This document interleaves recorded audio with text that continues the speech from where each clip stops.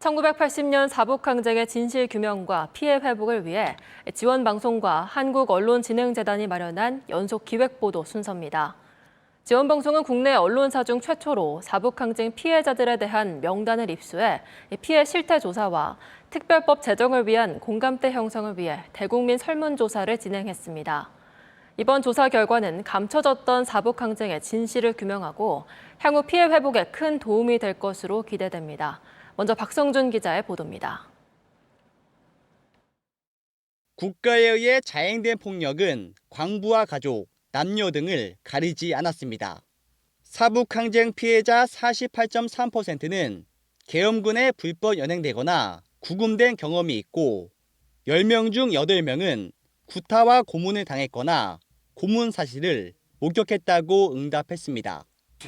고문을 피하기 위해선 동료와 이웃, 심지어 가족의 이름까지 불러야 했습니다.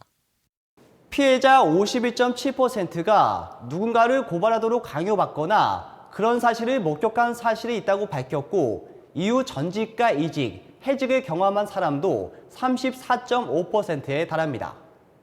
계엄군의 찍어내기식 수사 방식은 지역 공동체를 파괴했습니다. 사건 이후 타 지역으로 거주지를 옮긴 주민은 34.5%에 달하고 특히 광부 2명 중 1명은 정든 사북을 떠났습니다.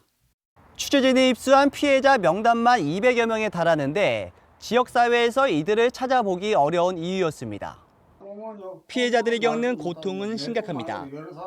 피해자 75.9%가 분노와 불안, 자괴감 등을 느낀다고 응답했고 광부들의 경우 85.7%가 심각한 트라우마를 호소하고 있는 것으로 나타났습니다. 제일 중요한 건 이분들이 그 트라우마를 어떻게 벗어나느냐의 문제인데 40년이 묵은 그런 거를 그래서 트라우마 센터라는 것이 하나의 대안이 될 수 있을 것 같아요. 이미 광주에서 그런 사례가 있고. 더욱 심각한 건 2차 피해였습니다. 가장 큰 피해를 묻는 질문에는 34.5%가 고문으로 인한 육체적, 정신적 고통을 꼽았고 실직과 전직으로 인한 경제적 고충 27.6%, 폭도, 낙인 등 불명예가 24.1% 순이었습니다. 피해자 10명 중 8명은 삶에 대한 만족감이 매우 낮은 것으로 나타나는데 배우자와 자녀의 경우 경제적 상황의 대물림과 사회적 편견을 겪고 있다고 밝혔습니다. 피해자들의 피해와 명예, 훼손된 명예 이런 것들이 회복될 수 있도록 사실은 여러 가지 다방면의 어떤 그런 조치들이 필요하다. 이번 실태조사는 지원방송이 정선지역 사회연구소에 의뢰해 전국 각지에 흩어진 피해자 29명을 상대로 직접 면담 방식으로 이뤄졌고 코로나19로 접촉이 어려운 경우 온라인으로 진행됐습니다.